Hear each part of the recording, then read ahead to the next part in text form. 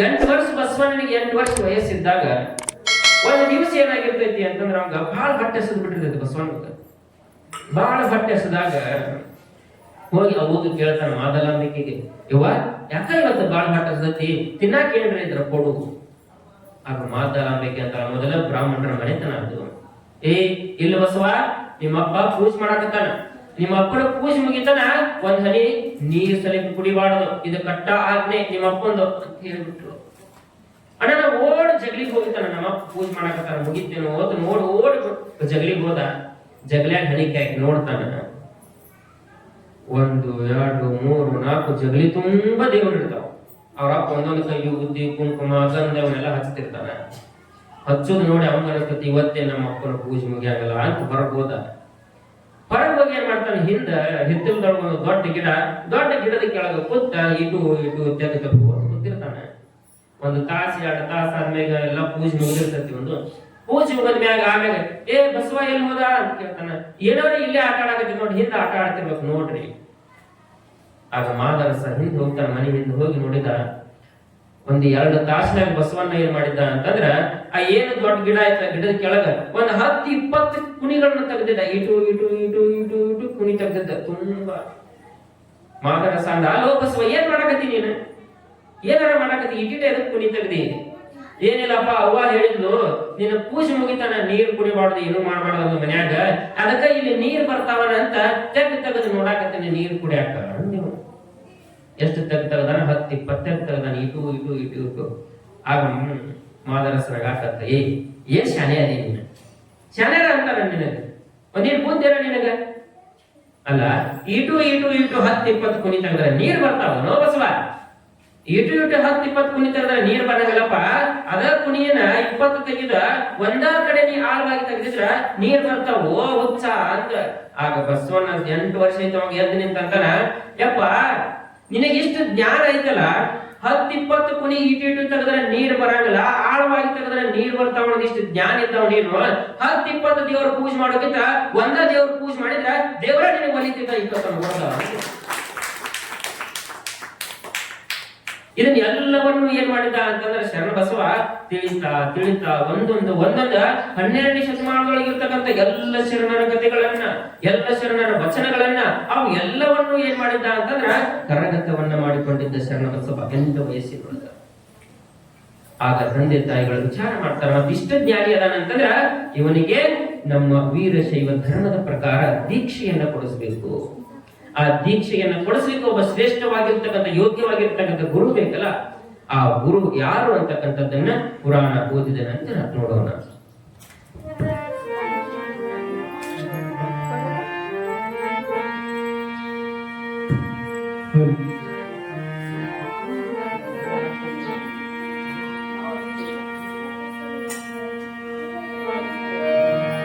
ಸಾಂಬ ಜೈ ನಮ ಪಾರ್ವತಿ ಪತಿ ಶಿವ ಹರ ಹರ ಮಹಾದೇವ.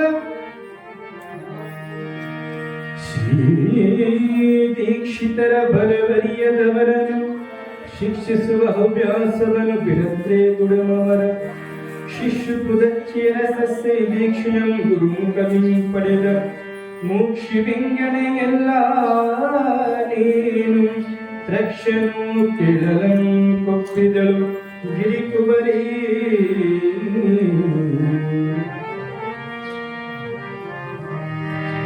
ಇನಿದು ಬಲವಿಹ ದೀಕ್ಷೆಯೊಂದದೆ ಮನವೆಳಿಸದಂದಲಿ ಲಿಂಗವತನುಗಳಲ್ಲಿ ತಾವೇ ಧರಿಸಿಕೊಂಬವರಿಗೆ ಗತಿಯುಂಟ ಎನ್ನುವುದನ್ನು ಯೋಚಿಸುತ್ತ ಶಿವಕುಲದನಗ ಸಂಸ್ಕೃತಿಯಾದ ದೀಕ್ಷೆಯು ಘನ ಗುರುವಿನ ಪಡೆದು ತುಳಿತನಿಗೆ ಶರಣಡಿಗರಿಗಾಗಿ ಎನ್ನ ತನ್ನ ದುರ್ಜಾಂಡಗಳನ್ನು, ಎನ್ನ ಮನ ದುಷ್ಕರ್ಮಗಳನ್ನು, ಎನ್ನ ಭಾವದ ಬರಿಯ ಭ್ರಮೆಗಳನ್ನು ಎಲ್ಲ ಕಳೆದು ನನ್ನಿಯಂ ಗುರುಲಿಂಗ ಚರವರ ಸೇವಿಪ ಬುದ್ಧಿಗಲಿಸಿದ ನಿನ್ನ ಮಹದುಪಕಾರ ಚಿರಋಣಿಯಾದೆ ನಾನೆಂದು. ಗುಣಭರಣ ಸುಖಕರಣ ಸದಯಂ ಕ್ಷರ ನಿರಾಕುಲ ಭಕ್ತಂಸರ ಶಿತ ಬೀಜಿತ ಸಮಬಾಣ ಸುಧಾಪರ ಬ್ರಹ್ಮಣ ನಿಪುಣ ಅನಿಯ ಶಾಂತಿ ಕಾರಣ ತಣಿಬಿಡಿದ ಭಾಷಣ ಕೃತಿಸುಗ ಗುರುಕಲಪುರಗಿಯ ಶರಣ ಬಸವೇಶ ಕೃಪೆಯ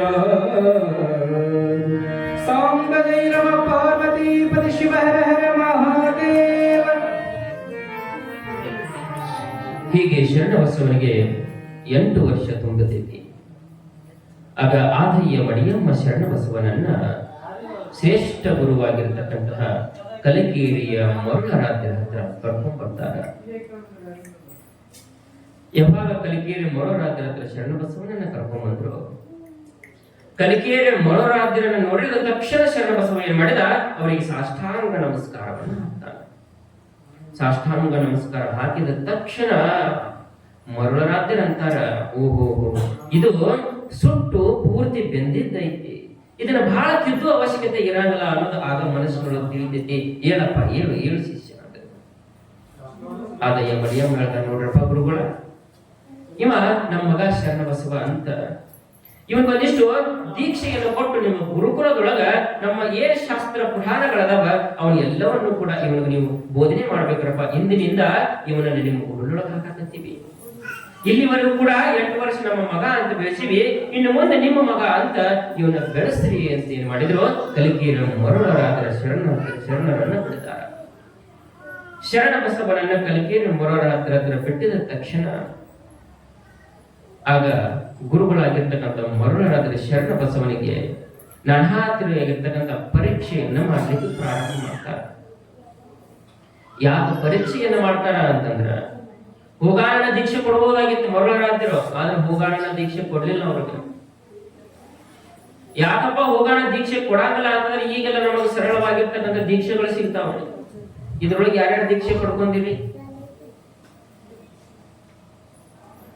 ದೀಕ್ಷೆ ಅಂದ್ರೆ ಗೊತ್ತ? ದೀಕ್ಷೆ ಅಂದ್ರ ನಮ್ಮ ಮಂದಿಗಳು ನಾವೇನಂತೀವಿ, ಅಯಾಚಾರ ಅಂತ ಕರಿತೀವಿ. ಗೊತ್ತಲ್ಲ, ಅಯಾಚಾರ ಅಂತ ಕರಿತೀವಿ. ದೀಕ್ಷೆ ಪಡ್ಕೊಳ್ಳೋ ಉದ್ದೇಶ ಏನಪ್ಪಾ?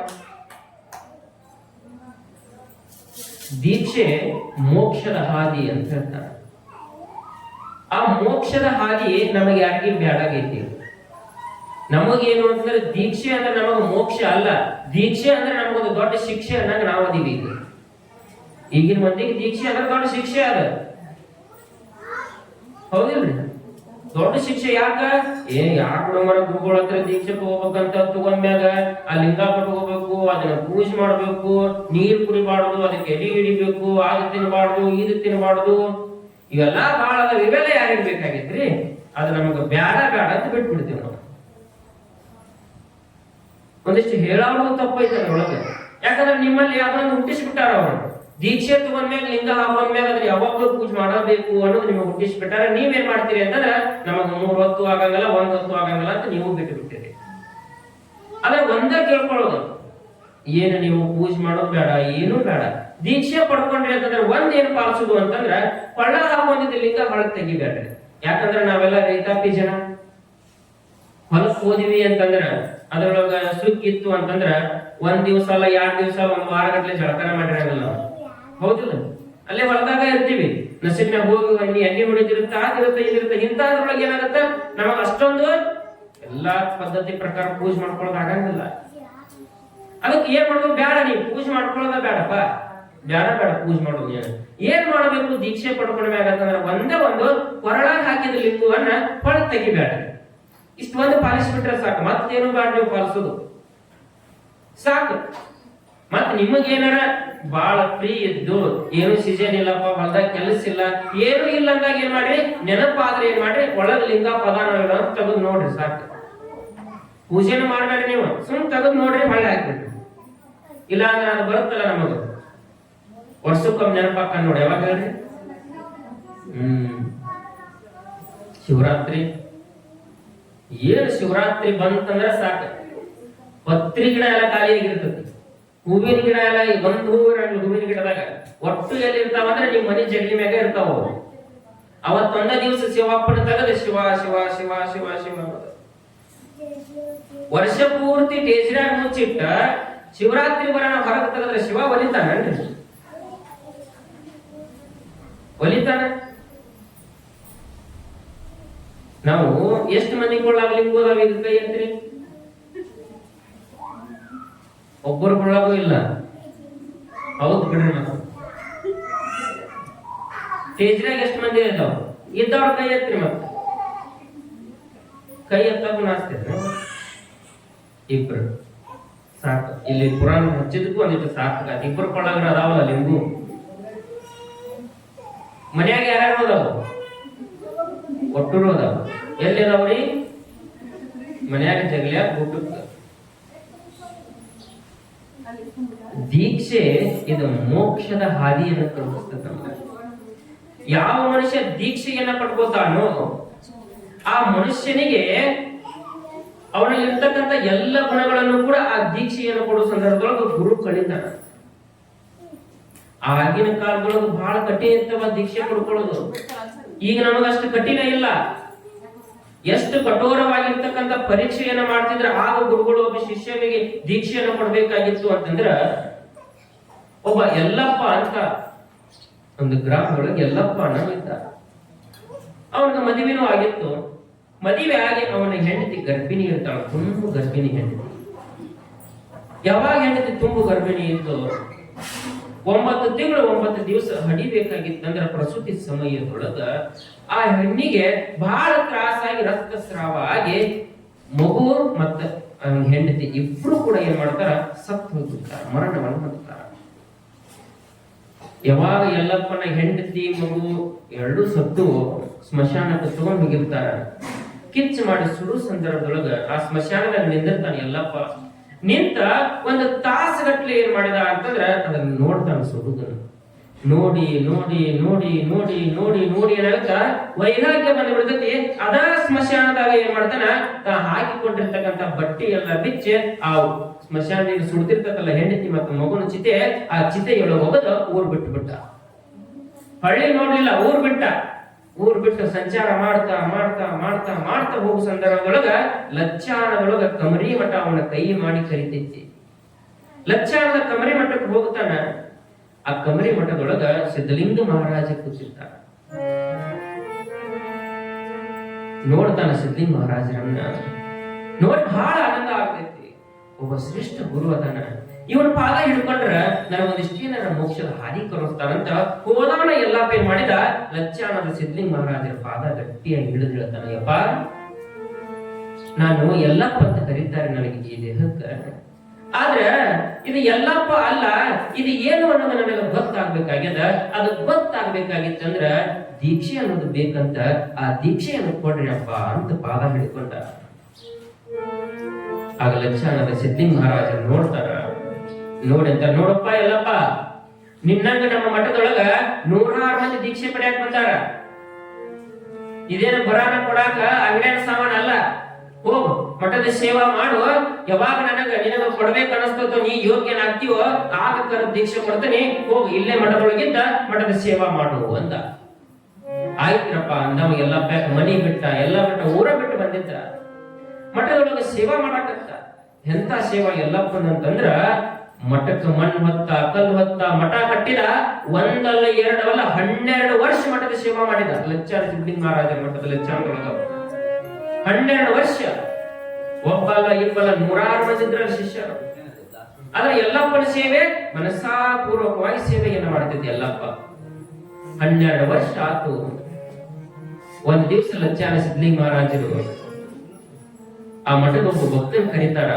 ಕರೆದು ಹೇಳ್ತಾರ, ನೋಡಪ್ಪ ಮಠದೊಳಗ ಯಾರ್ಯಾರು ದೀಕ್ಷೆಯನ್ನ ಪಡಿಬೇಕಂತ ಶಿಷ್ಯರು ಬಂದಾರಲ್ಲ ಅವರೆಲ್ಲರಿಗೂ ಹೋಗಿ ತಿಳಿಸು. ನಾಳೆ ಅವ್ರಿಗೊಂದು ಪರೀಕ್ಷೆ, ಕೊನೆ ಪರೀಕ್ಷೆ ಇದೆ. ಹೆಂಗ ನಾವು ಶಾಲೆಯೊಳಗ ಕೊನೆ ಪರೀಕ್ಷೆ ಇಡ್ತಾರಲ್ಲ, ನಮಗೆ ಆನ್ಯುವಲ್ ಎಕ್ಸಾಮ್ ಅಂತ, ಹಂಗ ಇದೊಂದು ಕೊನೆ ಪರೀಕ್ಷೆ ಅವರಿಗೆ. ಇದ್ರೊಳಗೆ ಯಾವ ಪರೀಕ್ಷೆ ಒಳಗೆ ಪಾಸ್ ಆಗ್ತಾರ ಅವ್ರಿಗೆ ದೀಕ್ಷೆ ಕೊಡ್ತೀವಿ ಅಂತ ಹೇಳ್ಬೇಕು.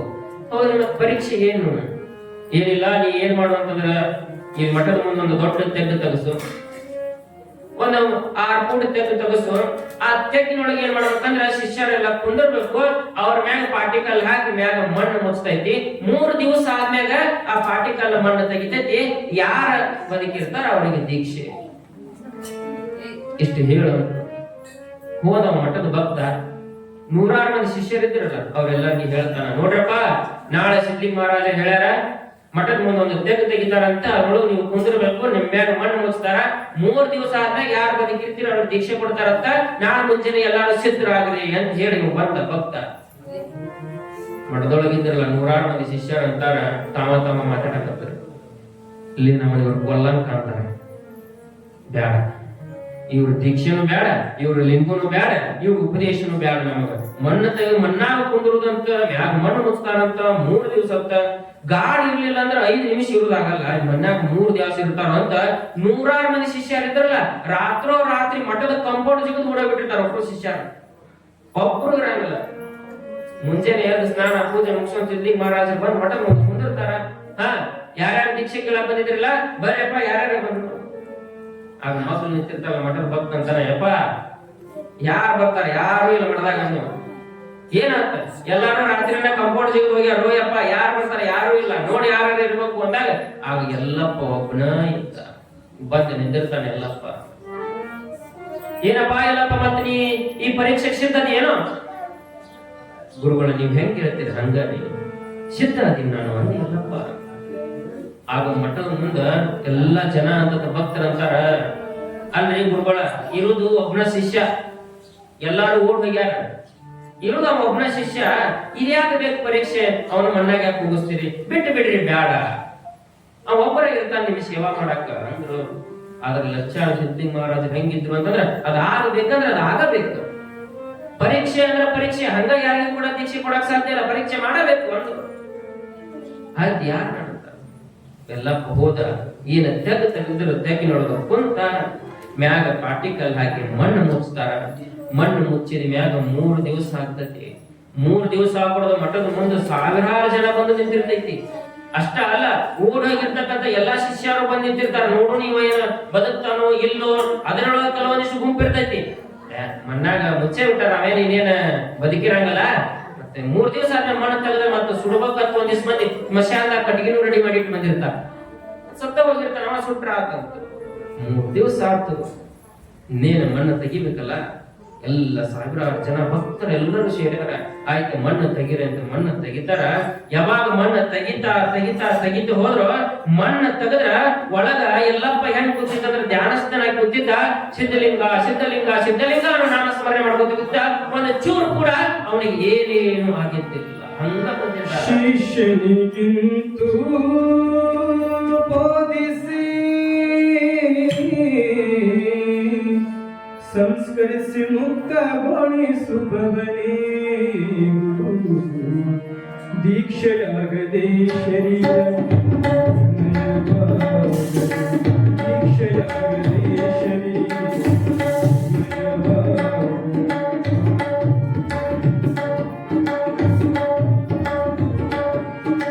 ದೀಕ್ಷೆಯಾಗದೆ ಶರೀರ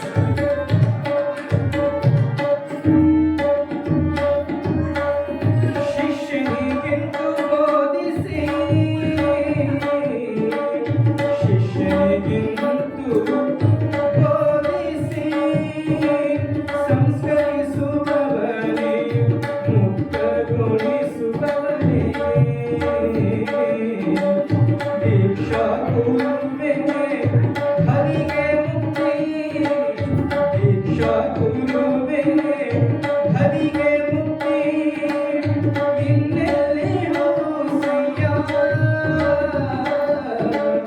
ಗುರುಕುಮಾರ ಪಂಚಾಕ್ಷರೀಶ್ವರ ಗುರುಕುಮಾರ ಪಂಚಾಕ್ಷರೀಶ್ವರ ದೀಕ್ಷೆಯಾಗದೆ ಶರೀರ ದೀಕ್ಷೆಯಾಗದೆ ಶರೀರ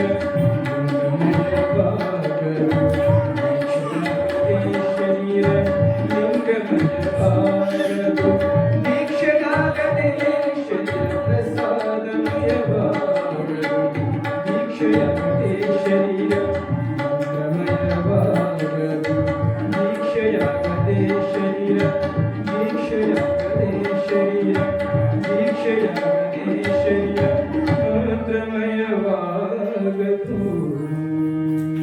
ಅವಾಗ ಎಲ್ಲರೂ ಅಂತಾರ, ಏನಿದು 3 ದಿವಸ ಆದ್ರೂ ಕೂಡ ಇನ್ನೂ ಹಂಗ ಸಿದ್ಲಿಂಗ ಸಿದ್ಲಿಂಗ ಅಂತ ಎಲ್ಲಪ್ಪ. ಎಲ್ಲಾರು ಅಂತಾರ, ಇವ ಎಲ್ಲಪ್ಪ ಕಣ್ಣಂಗ್ ಕಾಣಕತ್ತಿಲ್ಲ, ಲಿಂಗ ಕಣ್ಣಂಗ್ ಕಾಣಕತ್ತಾನ, ಲಿಂಗ ಕಣ್ಣಂಗ್ ಕಾಣಕತ್ತಾನ ಅನ್ನಕತ್ತಿರ ಜನ.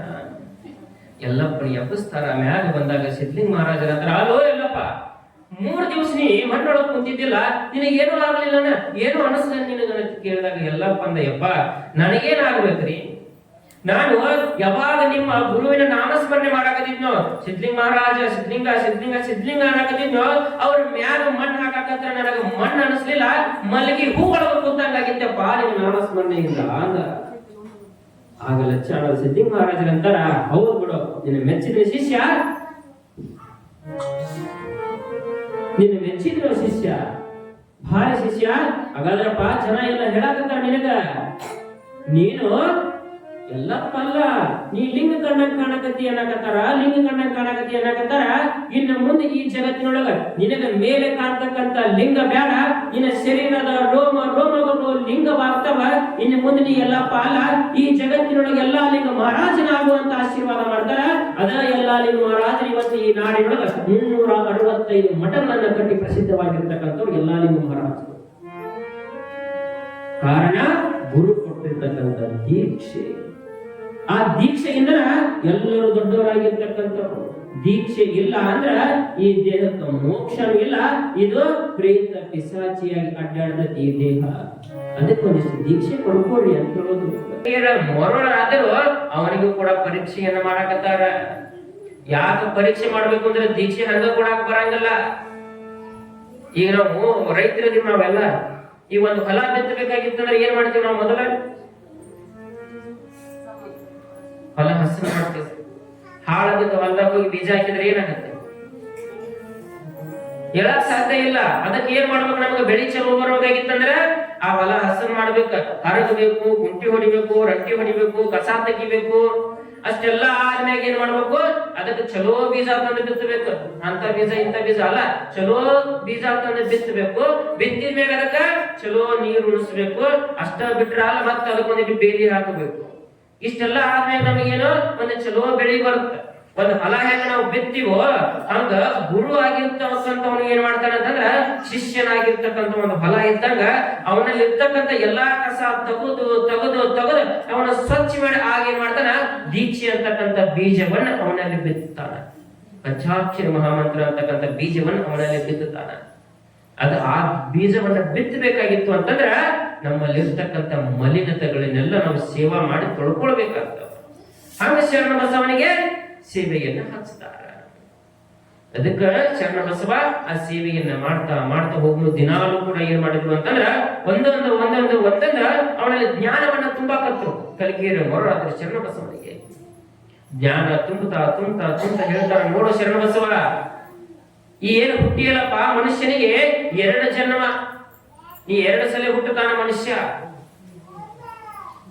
ಶರಣ ಬಸವ ಅಂತ ಗುರುಗಳ ನಮಗ ಗೊತ್ತಿದ್ದು ಒಂದೇ ಸಲ ಹುಟ್ಟುತ್ತಾನ ಅನ್ನೋದು ಇದೇನು ಹೊಸಾದ್ ಹೇಳಿದ್ರಲ್ರಿ. ಹೆಂಗ 2 ಸಲ ಹುಟ್ಟುತ್ತಾರ?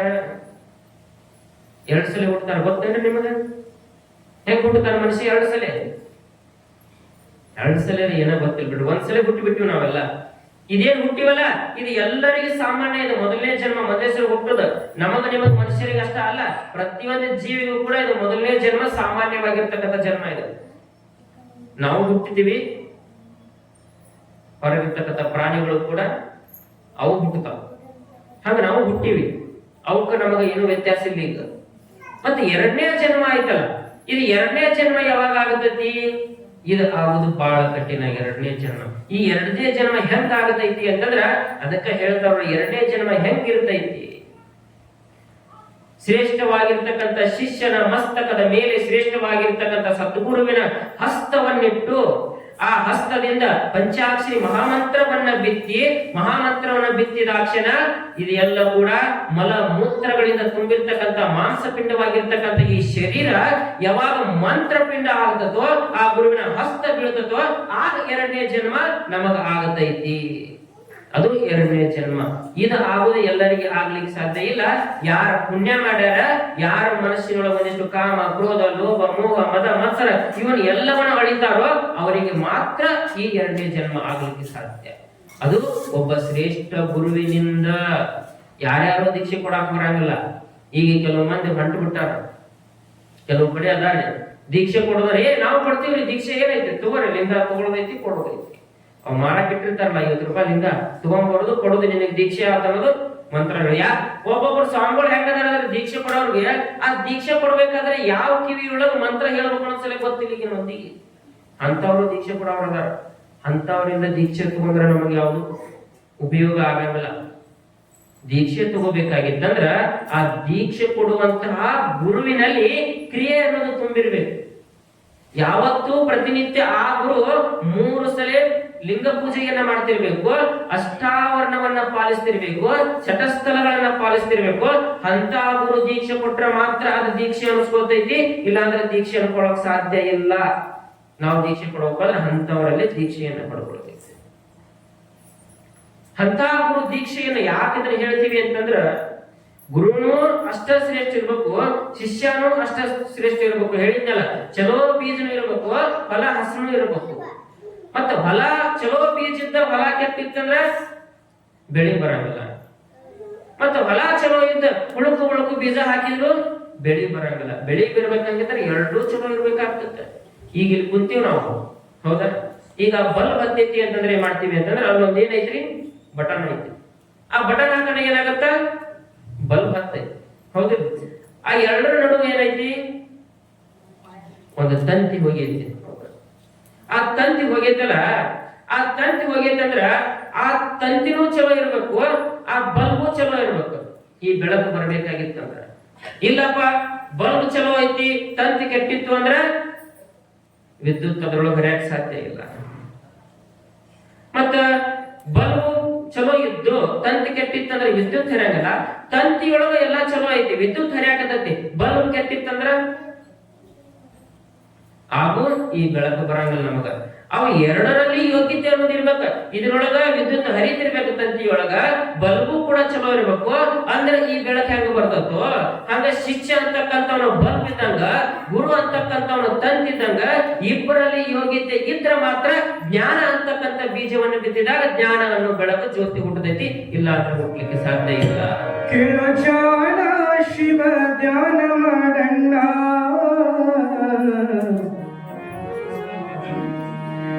ನಿನ್ನೊಳಗ ನೀನು ತಿಳಿದ ನೋಡಣ್ಣ. ಗಿರಜಾಣ ಶಿವ ಧ್ಯಾನ ಮಾಡಣ್ಣ, ನಿನ್ನೊಳಗ ನೀನು ತಿಳಿದ ನೋಡಣ್ಣ, ನಿನ್ನೊಳಗ ನೀನು ತಿಳಿದ ನೋಡಣ್ಣ.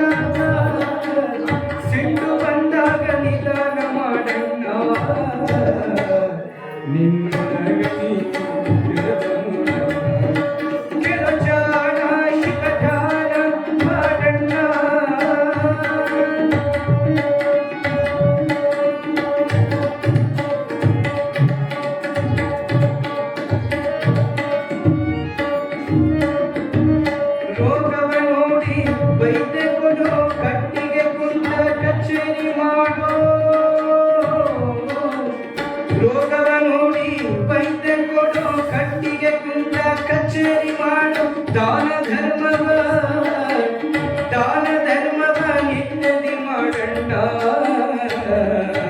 ನಿನ್ನೊಳಗ ನೀನು ತಿಳಿದ ನೋಡಣ್ಣ ಕೆಳಚಾಣ ಶಿವ ಧ್ಯಾನ ಮಾಡಣ್ಣ ನಿನ್ನೊಳಗ ನೀನು ತಿಳಿದ ನೋಡಣ್ಣ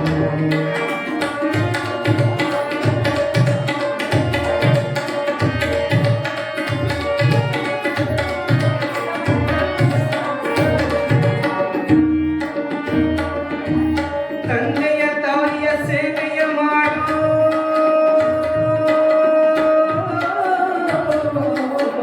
ತಂದೆಯ ತಾಯಿಯ ಸೇವೆಯ ಮಾಡು ಮೋಕ್ಷ ಮಾರ್ಗದ ದಾರಿಯ ಹಿಡಿಯು ತಂದೆಯ ತಾಯಿಯ ಸೇವೆಯ ಮಾಡು ಮೋಕ್ಷ ಮಾರ್ಗದ ದಾರಿಯ ಹಿಡಿಯು ಶಿಶುನಾಳಧೀಶನ ಪಾದಕ ಹೊಂದಣ್ಣ ನಿನ್ನೊಳಗ ನೀನು ತಿಳಿದ ನೋಡಣ್ಣ ನಿನ್ನೊಳಗ ನೀನು ತಿಳಿದ ನೋಡಣ್ಣ ಕೆಳಚಾಳ ಶಿವ ಧ್ಯಾನ ಮಾಡಣ್ಣ ನಿನ್ನೊಳಗ ನೀನು ತಿಳಿದ ನೋಡಣ್ಣ ಕೆಳಚಾಳ ಶಿವ ಧ್ಯಾನ ಮಾಡಣ್ಣ ಕೆಳಚಾಳ ಶಿವ ಧ್ಯಾನ ಮಾಡಣ್ಣ ಕೆಳಚಾಳ ಶಿವ ಧ್ಯಾನ ಮಾಡಣ್ಣ.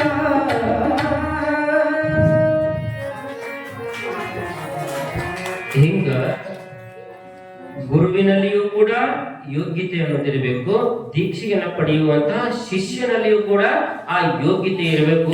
ಅಂದ್ರೆ ಏನಾಗ್ತದೆ, ಅವರ ಇಬ್ಬರ ನಡುವೆ ಜ್ಞಾನ ಅಂತಕ್ಕಂಥ ಜ್ಯೋತಿ ಹುಟ್ಟಲಿಕ್ಕೆ ಸಾಧ್ಯ. ಒಬ್ಬರಲ್ಲಿ ಇಲ್ಲ ಅಂದ್ರೂ ಕೂಡ ನಡೆಯಂಗಿಲ್ಲ. ಯಾರೋ ಒಬ್ರು ಗುರುಗಳು ಎಲ್ಲರಿಗೂ ಕೂಡ ಬೋಧನೆಯನ್ನ ಮಾಡ್ತಿರ್ತಾರೆ ಕುಂದರ್ಸ್ಕೊಂಡು. ಆ ಬೋಧನೆ ಮಾಡುವಾಗ ಆ ಊರಾಗ 100 ಮಂದಿ ಬಂದು ಕೂತಿರ್ತೈತಿ. ಅದ್ರೊಳಗೆ ಒಬ್ಬ ಏನ್ ಮಾಡಿದ ಅಂತಂದ್ರೆ ಗುರುಗಳ ಮುಂದೆ ಬಂದು ಕೂತ. ಗುರುಗಳು ಒಂದು ತಾಸು ಏನ್ ಮಾಡಿದ್ರು, ದೀಕ್ಷೆಯನ್ನು ಕೊಟ್ಟು ಎಲ್ಲ ಕೊಟ್ಟು ಬೋಧನೆ ಮಾಡ್ತಾರ. ಅವನಿಗೂ ಕೂಡ ಬೋಧನೆ ಮಾಡಿದ್ರು.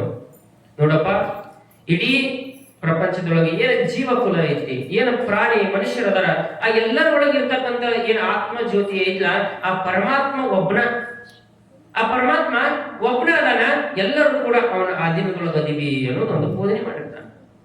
ಈ ಎಲ್ಲಾರ ಮನಸ್ಸಿನೊಳಗೂ ಎಲ್ಲಾರ ಆತ್ಮದೊಳಗೆ ಇರ್ತಕ್ಕಂಥದ್ದು ಒಬ್ಬನೇ ಪರಮಾತ್ಮ ಅಂತ ಹೇಳಿದ್ರು. ಎಲ್ಲರೂ ಕೇಳ್ಕೊಂಡು ಹೋಗ್ತಿರ್ತಾರ. ಇವನು ಶಿಷ್ಯ ಕೇಳಿದಲ್ಲ, ಕೇಳಿ ಎದ್ದು ಹೊಂಟ ಮನೆಗೆ. ಎದ್ದು ಮನೆಗೆ ಹೋಗಾಗ ಆ ಊರಾಗ ಏನಾಗಿತ್ತಂದ್ರೆ ಅವತ್ತ ಆನೆ ತಗೊಂಡ್ಬಂದಿದ್ರು. ಆಗೆಲ್ಲ ಆನೆ ತಗೊಂಡ್ಬರ್ತಿದ್ರು ಊರಾಗ. ಒಬ್ಬ ಆನೆ ತಗೊಂಡ್ಬಂದಿದ್ದ. ಆ ಆನೆ ಏನಾಗಿತ್ತು ಅಂತಂದ್ರೆ ಮದ ಬಂದ್ಬಿಟ್ಟಿತ್ತು ಆನೆಗೆ. ಆನೆಗೆ ಮದ ಬಂದಿರ್ತೈತಿ. ಅವ ಮ್ಯಾಗ ಮಾವಂತ ಕೂತ್ ಎಲ್ಲಾರು ಹೇಳ್ತಿರ್ತಾನ, ಸರಿ ಸರಿ ಸರಿ ಸರಿ ಅಂತಿರ್ತಾನ. ಎಲ್ಲಾರು ಸರಿತಿರ್ತಾರ. ಆದ್ರೆ ಇವ ಹೊಂಟಿದ್ದಲ್ಲ ಎದುರಿಗೆ ಶಿಷ್ಯ. ಇವ ಶಿಷ್ಯ ಅಂತ ಇವತ್ತು ಗುರುಗಳು ಬೋಧನೆ ಮಾಡ್ಯಾರ, ಎಲ್ಲರ ಆತ್ಮಗಳಿಗೂ ಪರಮಾತ್ಮ ಒಬ್ನ ಅಂತ. ಹಾಗಾದ್ರೆ ಆನಿ ಆತ್ಮಗಳಿಗೂ ಪರಮಾತ್ಮ ಒಬ್ನ, ನಾನು ಆನಿ ಮತ್ತೆ ಎರಡು ಒಂದೇ ಇದ್ದಾಗ ಅದೇ ನನಗ ಮಾಡ್ತೈತಿ ಎದ್ದು ಮುಂದೆ ಹೋದಿ. ಮತ್ತ ಮದ ಬಂದ ಆನಿ ಕೇಳ್ತಾನ, ಸೊಂಡಿಗೆ ತಿರ್ವ್ಯಾಗ ಎದ್ದು ಒಗದ್ ಬಿಡ್ತಿ. ಹಿಂಗ ಹೋಗಿ ದೂರ ಬಿದ್ದ. ಸೊಂಟ ಗಿಂಟ ಎಲ್ಲ ಒಳ್ಳೆಯದು. ಯಪ್ಪೋ ಅನ್ಕೋತ ಏನ್ ಗುರುಗಳು ನನಗೆ ಬೋಧನೆ ಮಾಡ್ಯಾರ. ಸೀದಾ ಮನೆಗೆ ಹೋಗ್ಲಿಲ್ಲ ನಾವು. ಮಟ್ಟಕ್ಕ ಬಂದ ಗುರುಗಳ ಹತ್ರ ಬಂದಂತ ನಾ, ಗುರುಗಳ ನೀವೇನ್ ಇವತ್ತು ನಮಗ್ ಬೋಧನೆ ಮಾಡಿದ್ರಲ್ರಿ, ಸುಳ್ಳ ಬೋಧನೆ ಮಾಡಿರಿ ನೀವು. ಎಲ್ಲಾ ಆತ್ಮಗಳಿಗೂ ಪರಮಾತ್ಮ ಒಬ್ನ ಅಂತ ಹೇಳಿದ್ರಿ. ಮತ್ ಪರಮಾತ್ಮ ಒಬ್ನ ಆದ್ರ ಇವತ್ತು ನನಗ ಒಂದು ಆನೆ ಮಗ ಬಂದಿದ್ದ ಆನೆ ನಾನು ಎತ್ತಿ ಒಗಿತ್ರಿ. ಮತ್ ಇಬ್ರು ಒಂದಾಗಿದ್ರೆ ಅದೇ ನಾನು ಒಗಿಬೇಕಾಗಿತ್ತು ಅಂತ ಕೇಳಿ ನಾವು ಗುರುಗಳು. ಮತ್ತ ಆನೆನೂ ಪರಮಾತ್ಮ, ಮತ್ತೆ ಎಲ್ಲಾ ಜೀವೊಳಗಿರ್ತದ ಅಂತ ಹೇಳಿದ್ರ, ಮತ್ ನಾನು ಪರಮಾತ್ಮ, ಮತ್ ಪರಮಾತ್ಮ ಯಾಕೆ ಹೋಗದ ಅಂತ ಪ್ರಶ್ನೆ ಮಾಡಿದೆವು ಬಂದ. ಹಾಗೂ ಗುರುಗಳು ಅಂತಾರ, ಹೌದಪ್ಪ, ಆನಿ ಮ್ಯಾಗ ಯಾರ ಇದ್ರೇನು? ಇದ್ರಿ. ಯಾರ ಇದ್ರ? ಮಾವುತ ಇದ್ದ. ಅವ ಏನ್ ಅನ್ನಾಕತ್ತಿದ್ದ? ಅವ ಎಲ್ಲರಿಗೆ ಶರೀರ ಶರೀರ ಶರೀರ ಅನ್ನಾಕತ್ತಿದ್ದ.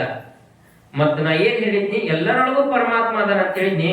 ಮತ್ತ ಮ್ಯಾಗಿನ ಮತ್ತು ಮಾವುತ ಅವನು ಪರಮಾತ್ಮ. ಮತ್ತ ಆ ಪರಮಾತ್ಮ ಸರಿ ಅಂದಾಗ ಸರಿದಿದ್ದ ಅಂದ್ರೆ ನಿನಗ್ಯಾಕ ಆಗೋಗಿತ್ತಿತ್ತು ಅಂತ. ಹಿಂಗ ಅರ್ಧ ಮೂರ್ಧ ತಿಳ್ಕೊಳ್ಳಾರ ಉಪದೇಶವನ್ನು ಕೇಳಿದ್ರು ಕೂಡ ಅದು ವ್ಯರ್ಥ ಆಗತೈತಿ. ಅದಕ್ಕ ಇಬ್ಬರಲ್ಲಿಯೂ ಕೂಡ ಹೇಳೋರಲ್ಲಿ ಯೋಗ್ಯತೆ ಇರಬೇಕು, ಕೇಳೋರಲ್ಲಿ ಯೋಗ್ಯತೆ ಇರಬೇಕು. ಅಂದ್ರೆ ಏನಾಗ್ತೈತಿ ಅಂದ್ರೆ ಅದಕ್ಕೆ ಉಪಯೋಗ ಆಗ್ತೈತಿ ಅಂತ. ಹಂಗ 8 ಅಷ್ಟಾವರಣದೊಳಗ ಮೊದಲನೇ ಅಷ್ಟಾವರಣ ಯಾವ್ದ್ರಿ? ಗುರು ಅಂತಕ್ಕಂಥದ್ದು ಮೊದಲನೇ ಅಷ್ಟಾವರಣ. ಗುರು ಅಂದ್ರೆ ಯಾರು, ಆ ಗುರು ಎದಕ್ಕೆ ಬೇಕು, ಮತ್ತ ಗುರುವಿನಿಂದ ನಮಗೆ ಏನೇನು ಉಪಯೋಗ ಐತಿ ಅಂತಕ್ಕಂಥದ್ದನ್ನ ನಾವು ನಾಳೆ ದಿವಸ ತಿಳ್ಕೊಳ್ಳೋಣ ಅಂತ ಹೇಳಿ ಪೂರ್ವ ಪೀಠಿಕೆ ಒಳಗೆ ಏನ್ ಹೇಳಿದ್ದೀವ್ರಿ?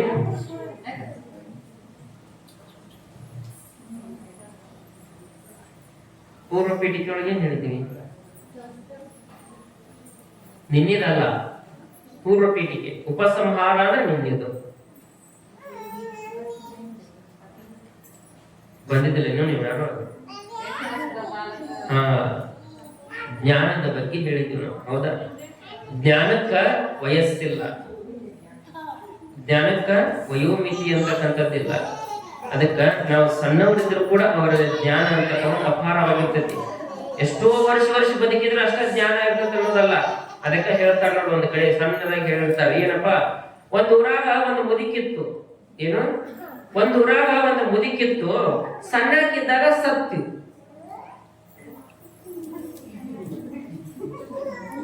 ಗೊತ್ತಾಗ್ತ? ಒಂದು ಊರಾಗ ಒಂದು ಮುದುಕಿತ್ತು, ಆಕೆ ಸಣ್ಣಕ್ಕಿದ್ದಾಗ ಸತ್ಳು. ಕೇಳಿದ್ರೆ ನೀವು ಇದನ್ನ ಹಳ್ಳಿ ಕಡೆ ಎಲ್ಲ ಬಹಳ ಉಪಯೋಗ ಮಾಡ್ತಾರೆ. ಏನು? ಒಂದು ಊರಾಗ ಮುದುಕಿತ್ತು ಅಂತಂದ್ರ ಮುದುಕಿಗೆ ವಯಸ್ಸು ಬಹಳ ಆಗ್ಯಾವ, ಆದ್ರ ಸಣ್ಣಕ್ಕಿದ್ದಾಗ ಅಂತಂದ್ರ ಜ್ಞಾನದಿಂದ ಸಣ್ಣಕ್ಕಿದ್ರು, ಜ್ಞಾನ ಅನ್ನೋದು ಇದ್ದಿದ್ದಿಲ್ಲ, ಬುದ್ಧಿ ಇದ್ದಿದ್ದಿಲ್ಲ, ಅದಕ್ಕೆ ಮುದುಕಿ ಸಣ್ಣಕ್ಕಿದ್ದಾಗ ಸತ್ಲು ಅಂತ ಹೇಳ್ತಾರೆ. ಅರ್ಥ ಆಗ್ತೈತ್ರಿ? ಯಾರ ಜ್ಞಾನ ಇರಂಗಿಲ್ಲ, ಅವ್ರಿಗೆ ಎಷ್ಟು ವಯಸ್ಸಾದ್ರೂ ಕೂಡ ಅವ್ರು ಸಣ್ಣವರ ಅಂತ